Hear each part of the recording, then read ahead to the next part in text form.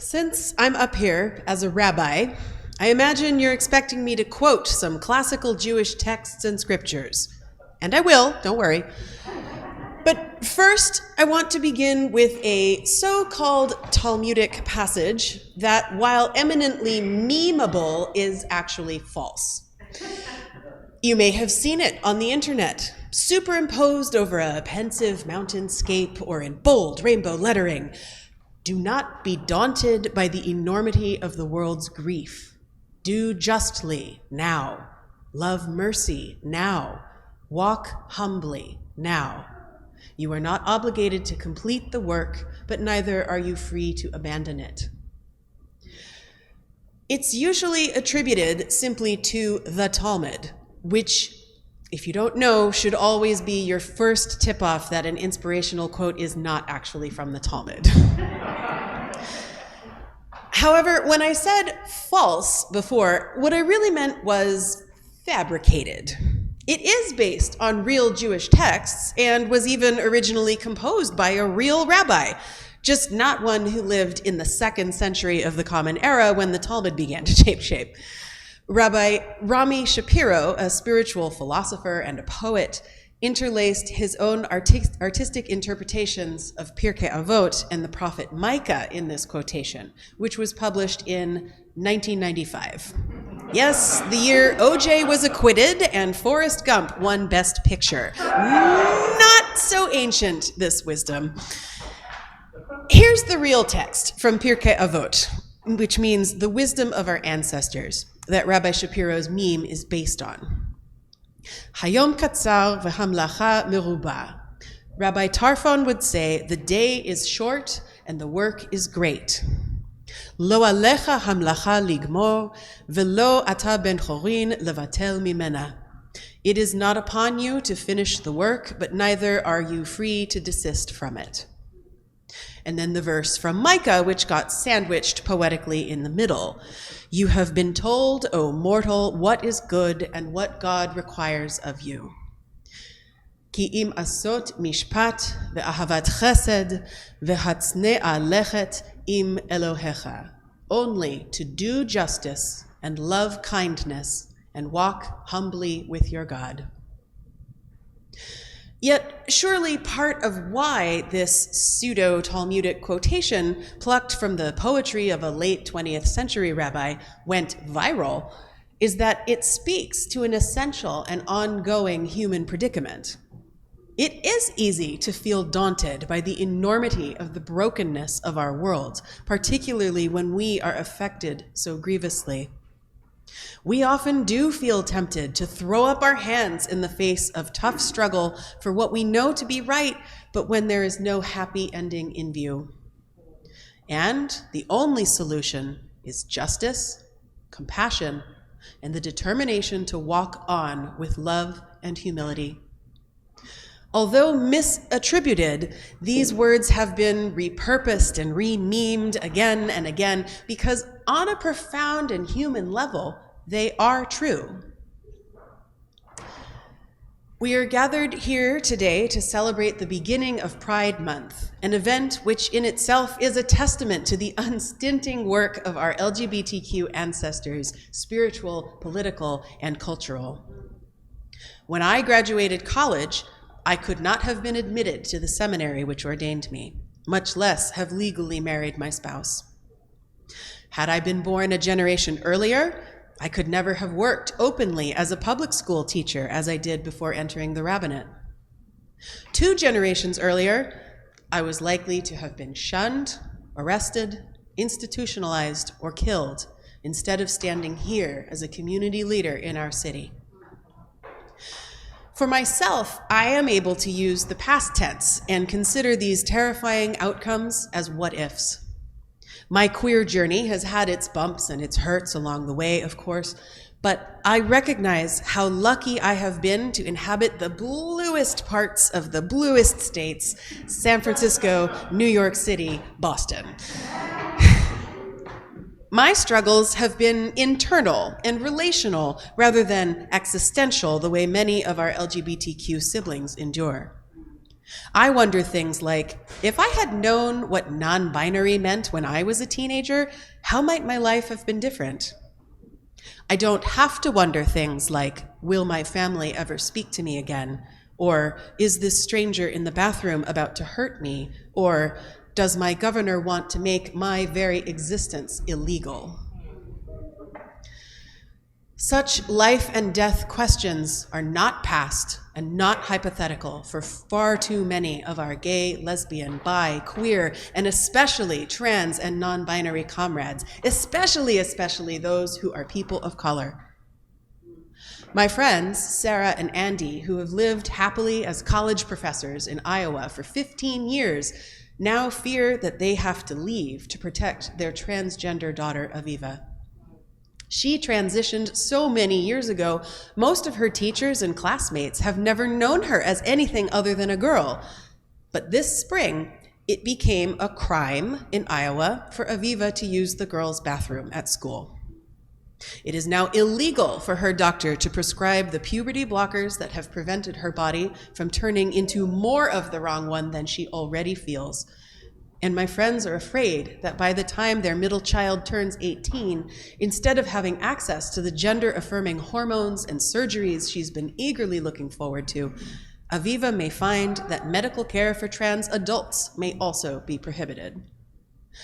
Every day, my friends, their daughter, and millions of other families and individuals like them are forced to choose which of several dangerous and untenable options are the least likely to kill them today. And it's not just Iowa, of course. 18 states have already banned gender-affirming care for trans youth, most of those within the past 6 months. And they've imposed a host of other harsh anti-trans, anti-queer, anti-drag legislation. Activists in 6 more states are still fighting similar laws in their own legislatures. And the most recent entry into next year's presidential race, of course, is the governor of Florida, a state which recently passed a slate of laws so cruel that Equality Florida has now issued a travel advisory urging LGBTQ folks to avoid visiting and to start making plans to move away from the state if they can. It is a scary time to live outside of the white, cisgender, heterosexual mainstream in America. This year, Pride feels different. Just as we can reread the same scriptures year to year, finding new meanings in them because we are never the same when we come to our texts, so too can we enter LGBTQ Pride Month with fresh eyes this year.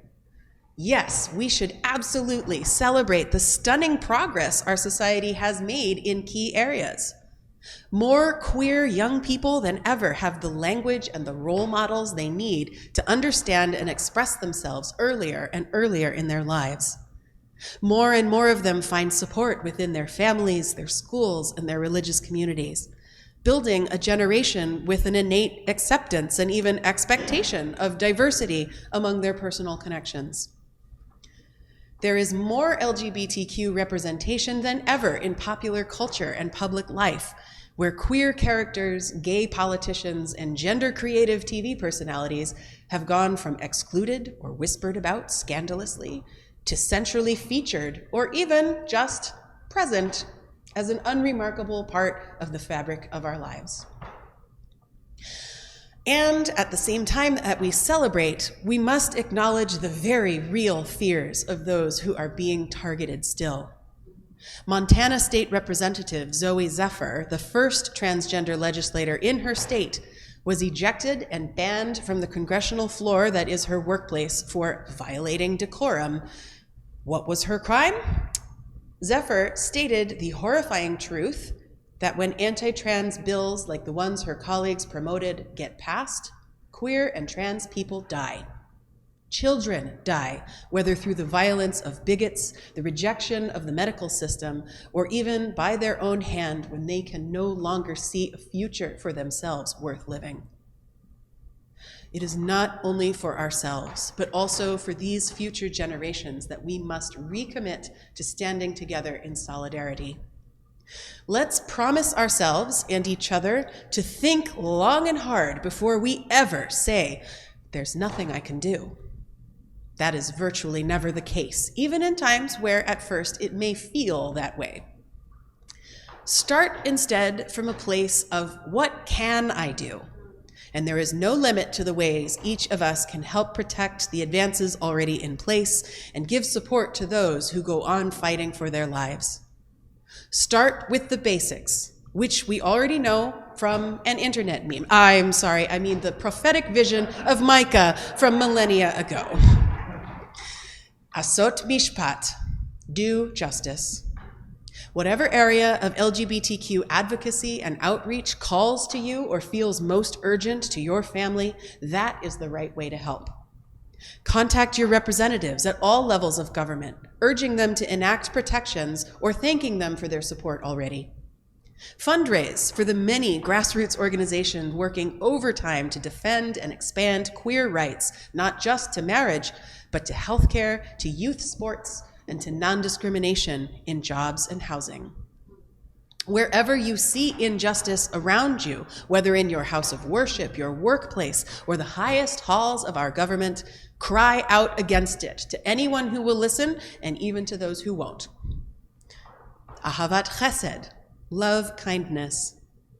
Make sure your queer and trans friends and family know, not just because you told them, but also because you show them day by day that you see them, you love them, and you will stand up for them anywhere and everywhere.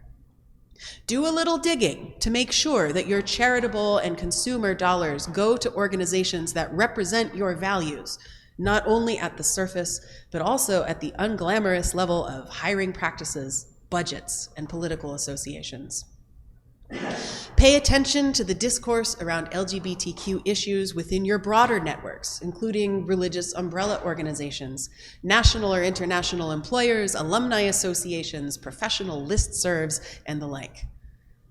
If it doesn't put you in harm's way yourself, be not afraid to speak up when you encounter homophobic and transphobic ideas floating around. Share your pronouns regularly and build a habit of asking for, and most importantly, using correctly, the pronouns of others, whether they're LGBTQ or not. And hatzne'a lechet, walk humbly. Reflect on your own areas of privilege and leverage them to amplify the voices of the marginalized, including when they're not there in the space. Commit deeply to listening, even and really especially when someone's feelings and experiences differ from your own.